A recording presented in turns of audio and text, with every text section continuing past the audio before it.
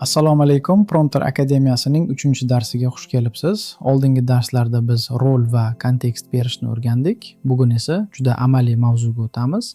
Natija formatini boshqarish. Ya'ni AI javobini jadval, ro'yxat, checklist yoki JSON ko'rinishida olishni o'rganamiz.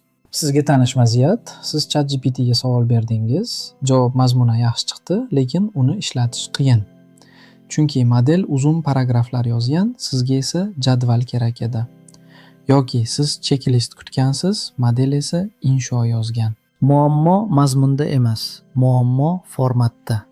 Agar siz formatni ko'rsatmasangiz, model o'zi qaror qiladi. Natijada yaxshi mazmunli, lekin ishlatishga noqulay javob chiqadi. Bu darsda aynan shu muammoni hal qilamiz. Natija formati bu promptning oxirgi metri. Siz rol yozdingiz, kontekst berdingiz, vazifani aniqlashdingiz. Lekin natijani qanday ko'rinishda olishni aytmasangiz, tahrir vaqti oshadi. Professional prompt yozuvchilar har doim formatni oldindan belgilaydi. Chunki format nazorat qilingan. Natijani darhol ish jarayoniga qo'shish mumkin bo'ladi. Masalan, content reja uchun jadval qulay. Qadam-ba-qadam yo'riqnoma uchun raqamli ro'yxat. FAQ sahifasi uchun savol-javob formati. Avtomatlashtirish uchun esa JSON. Keling, eng ko'p ishlatiladigan formatlarni ko'rib chiqamiz. Birinchi, jadval, content reja, solishtirish va auditoriya segmentatsiyasi uchun ideal.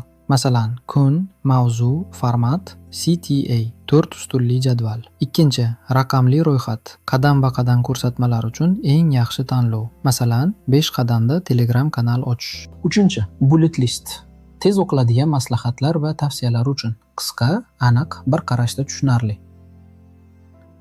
To'rtinchi, savol-javob format, FAQ sahifalari va customer support skriptlari uchun ajoyib. Beshinchi, JSON yoki CSV.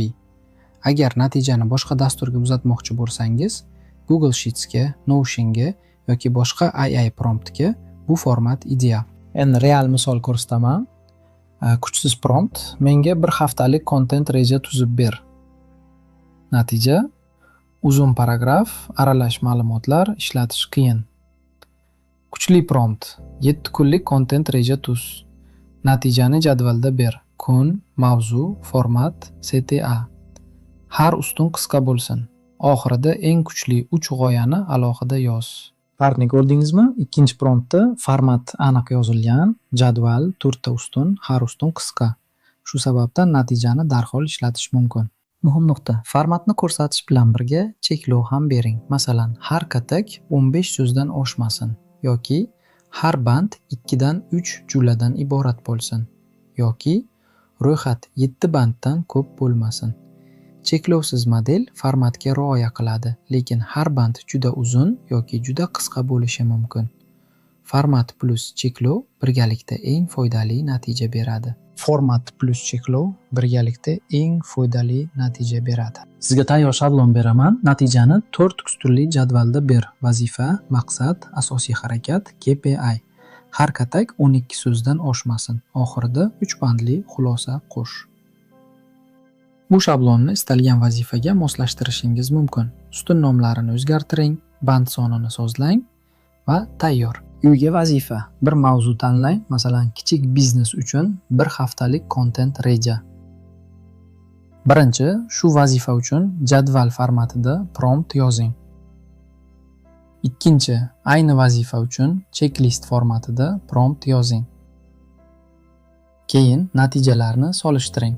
Qaysi format sizning ish jarayoningizga ko'proq mos keldi?